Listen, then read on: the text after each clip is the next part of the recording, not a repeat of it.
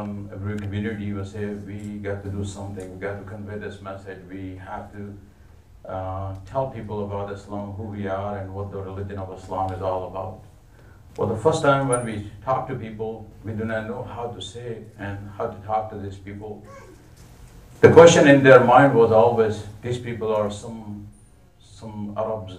First they have a label of Arab, and there's terrorism, and then they see the suicide bombing, they see all those things, the images, and the media's images. And so it's very, very difficult for us to, when it's standing at the booth, and the people come, and the first question they will ask about terrorism, why you guys kill people, why you guys do this.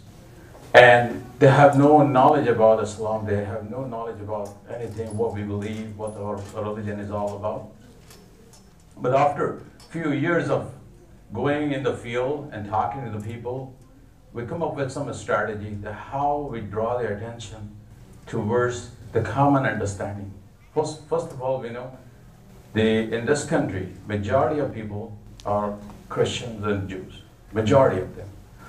And if they left the religion, they become atheists or liberals or whatever we call, but it's still their foundation, they were raised as the Jews and Christians, majority of them. Rest of the people are immigrant here. Some Buddhists, they came in the United States. Hinduism is also part of religion of this country. So there are various other religions also in this, but mostly if you go to in your office or in your neighbor, everybody either has a Jews or Christians or they celebrate Christmas, so you will easily know. They are the people here, we call it the people of the book, which we understand from Quranic perspective, that Allah subhanahu wa ta'ala revealed books called Torah and Zabur and Psalm, which called the Torah, Zabur, and Injil. And these Jews and Christians call those books. Torah is, I think, the same name. But with Zabur, they call Psalm. And Injil, they call as a Bible. Bible, basically, if you divide this, they call the Old Testament, New Testament, and they join together one book called Bible. So there is no separate book. Injil is called Bible. The Injil, basically, if you look into it, there are 4 books. They call the Mark, Luke, and Matthew and John. These are the 4 books they usually talk as the New Testament. Now, how, if somebody will, if you go and talk to them, we believe in one God and we believe in Allah, and they will say, oh, hold on. Allah is not the same God we believe. This is one thing I was very surprised. And when we talk to Arab Christians use the word Allah, because if you go in the Arabic Bible, first chapter, and the first page of actually Genesis in Arabic, I see the word Allah written many times. And somebody calculated that number of times written, close to 16 or 17 times in the first page. But in America, in this country, if you talk the word Allah, they will say is a moon god. It's amazing. And when you talk about it, they won't listen to you. I said, now if you look back to the Prophet ﷺ time in Arabia, there were a community of Arabs, pagans, then we have a community of Jewish people, they have a Christians, and the people who speak Arabic. So Jews, basically, they knew word Allah, because in Medina, 3 famous tribes, they speak Arabic. They know who Allah is. So for them was not a problem who Allah is. Christians have no problem who Allah is. They knew, but they used to speak Arabic. But in Europe and America, the word Allah is totally different for them. This is the one thing we find different.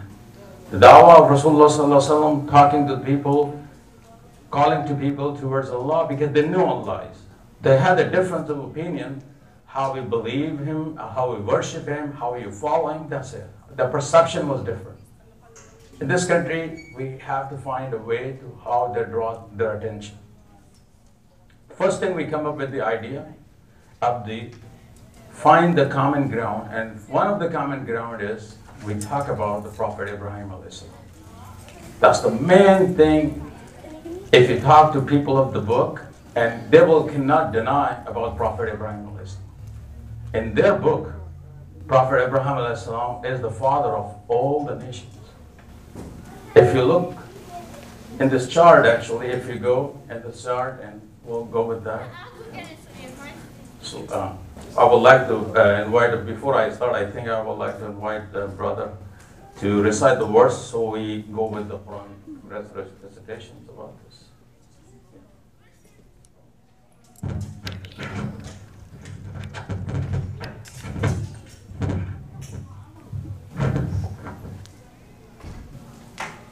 أعوذ بالله من الشيطان الرجيم. بسم الله الرحمن الرحيم.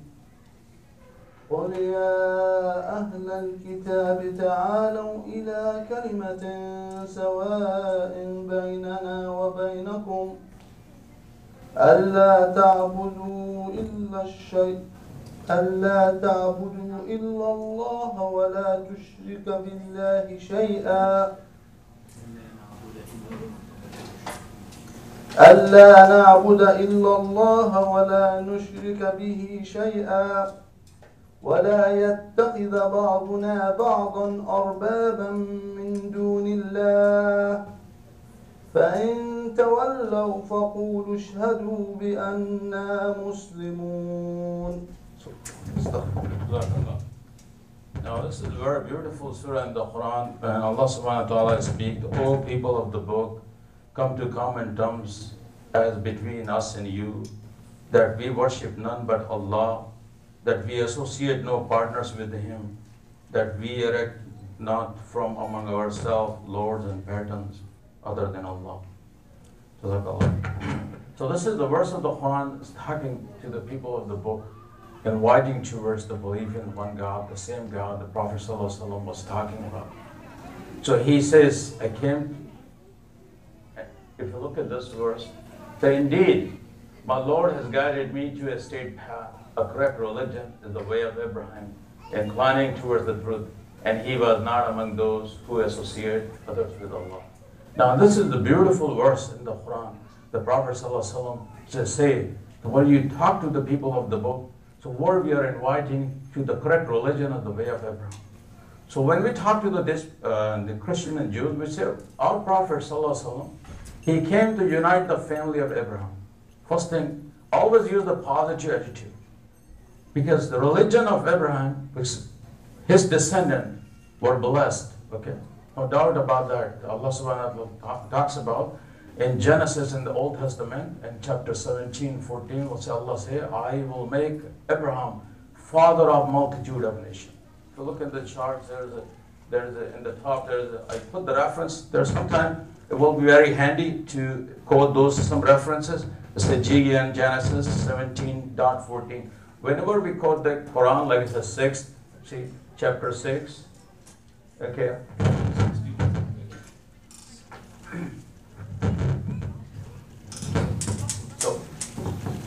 Say chapter 6, 161. So this, whenever you quote any Quran or the Bible, always give the chapter number and the verse number. So that way they will understand there is a proper reference to that. So this is how this Luke 3:44, Mark, they talk about these 4 books.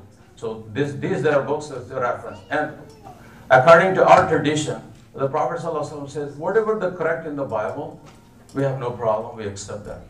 But whatever is incorrect in the Bible, we do not take it. And whatever is neutral, which does not harm us, we do not say anything. If there's a benefit in it, we will use it. And there is a hadith of the Prophet ﷺ in the beginning when the Umar radiallahu ta'ala anhu, he brought the book of the Bible and tried to read. The Prophet ﷺ did not like it. He said, no. If Musa ﷺ would be with us, he would be following my religion. But that was in the beginning because he did not want to confuse people about the Quran is revelation is going on. At the same time, a person bring the Bible or the Torah, it might confuse people. But in the last days of the Prophet ﷺ, he mentioned about that children of Israel has a tradition. You can quote from whatever I say, and you can quote anything from them if there is a correct understanding of that. If there is a correct understanding which matches with us, we can use that actually. So there are many scholars in Islam, they use the Israeliyat as a full subject. There's a lot of time, if you take the copy of the Quran, the Saudi publication, underneath a lot of verses are mentioned in the references about the Luke, Mark, Matthew. Just to give enough introduction to the people of the book, this is Allah subhanahu wa ta'ala talks about these prophet and messenger, and he revealed the book to you before that. And these are some understanding we think is the correct, and the Quran confirms them. And Quranic surah always